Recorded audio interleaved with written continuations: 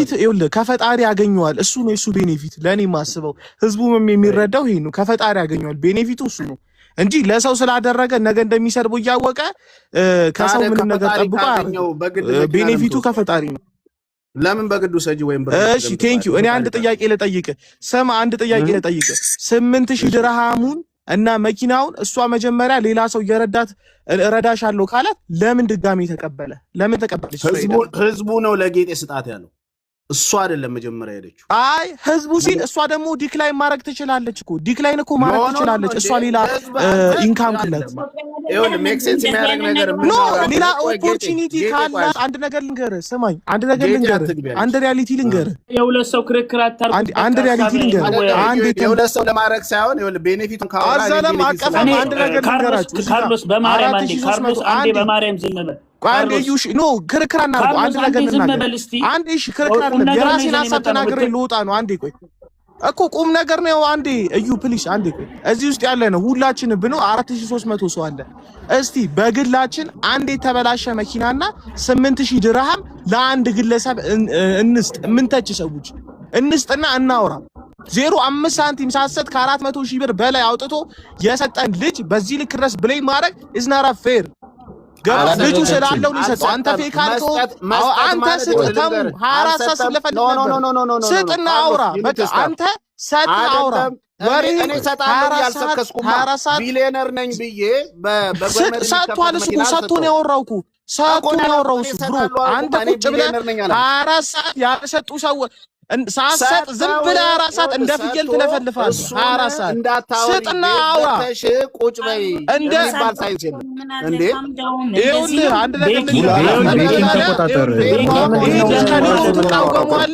አሁን እቺ ምክንያት ስታርሎስ ቤቱን አስተካክል። ቤቱን ግልጽ ሁላችንም ብዙ 4500 ሰዎች እንስጥና ደሃ እንጂ ማውራት ያለብህ ገና ስክሪን ላይ እሱ ካርሎስ ሰንሰለት ስላሳየ ለሱ መወገን የለም። የመጣንበት መፍትሄ አንተ ግን በጣም ብዙ ሰው የሚያደርጉ ሰዎች ትታቻለህ። የሽምብራው ጠርጠር ሚያምታታ አይወድም ሌባ ነው። ድራማ ነው የሰራው። ምን አደረገ? ካርሎስ ጋንጋ ፓረኮ ሌሎቻችን ገንዘብ ስለሰጠ ነው ሌባ የሚባለው እንዴ? ሪያሊቲ ሁላችንም እናውቃለን። ገንዘብ ስለሰጠ ሌባ አይባልም። የማንንም ገንዘብ አልሰረቀም። የማንንም ገንዘብ ከኪሱ ጋር ማይነስ አድርጎ ነው የሰጠው። ገባ? ማይነስ አርጎ ነው የሰጠው። ማይነስ አርጎ ነው የሰጠው። ምን ተጠቀመበት ነገር ሳይፉ ላይ ቀረበ። ዝም ኦልሬዲ ኢትዮጵያ ህዝብ ያውቀዋል። ገባ? በደንብ ሞዴሬተሮች ለምን አስወጣችሁት? ሚዩት ማድረግ ይቻላል። አንዴ እስቲ አንዴ ቡላል ሐሳብ ልስጥ። እኔ ሞዴሬተር አታስወጡ ሰውን። ቡላል አንዴ እስቲ ዝም በል። ቤኪ ይኸውልህ ጌጤ እንድትረዳ የምትፈልግ ከሆነ ማለት ነው እዚህ ጋር ተቀናቃኝ ያስገብተ ተሙ ለምሳሌ የኤቢ ተቃራሪ ነው አይደለ? ኤቢ ማርሻል ፎሎ ፈልጎ ነው ምናምን ፌመስ ነው። ሴፉ ላይ የቀረበ የኢትዮጵያ ህዝብ የሚያውቀው ፌመስ ነው። ፎሎ ፈልጎ ምናምን አትበሉ። ጌጤም አንቺ እርዳታ የምትፈልጊ ከሆነ ተሙን ይዘሽ አትንጦልጦይ። በቃ ወይ ቤትሽን ክፈቺ ወይ ተጠቅኩ ነው። ዛሬ ስሰድበው አልነበረም እንዴ? በቃ አሁንም ቢሆን በየቤቱ ውስጥ እየገባ እንደዚህ አጀንዳ ለምን ይሆናል? ተሙ አንተ ለራስህ ማንም አያውቅም። ዳጣ ነጋዴ ነህ። ዳጣ አቅጥነ ምሽት ይቃል በስርዓት የምታወራ ከሆነ በስርዓት አውራው። ምንድነው ለስድብ? ይኸውልህ ምን ያለኝ ተውና፣ ይሄ ተከፋዮችን ተዋቸው።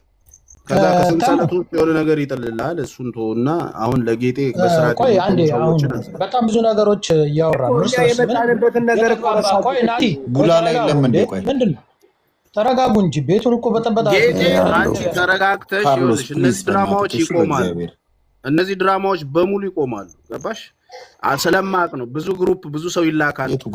እነዚህ ፕሬሸር ይፈጠርብሻል። ገባሽ? ይሄንን ቀድሜ እርሊ ነግሬሻለሁ።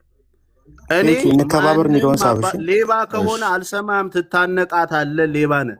ድራማ ማንም የፈለገ ግሩፕ ብትልክ ትሞታታለህ። እኔ ተሙነኝ አልሰማም።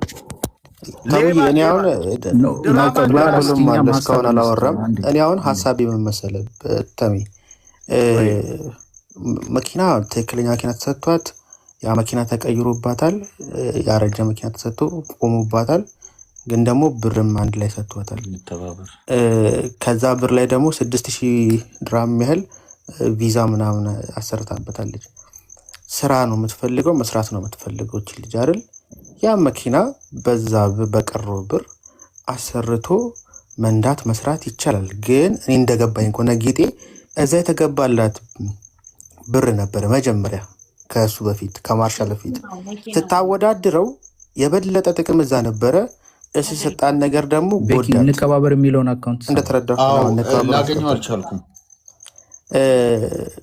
እዛ መጀመሪያ የተገባላት ቃል አዲስ መኪና ምናምን ተብላ ቃል ተገብቶላት እያለ ነው ወደዚህ የሚገርም ላይ ስለወጣው ከሌላ ሰው ጋር ከዛ ጋር ከመምጣቴ በፊት ማለት ነው። ኤቢ ማርሻል ጋር ገብቶኛል፣ ሰምቼሻለሁ በደምብ ስለሰማሁት ስለነበረ ቅር ተሰኝተውብኛል እነሱ። ከዛ እዛ ጋር ያለው ነገር ቆሟል።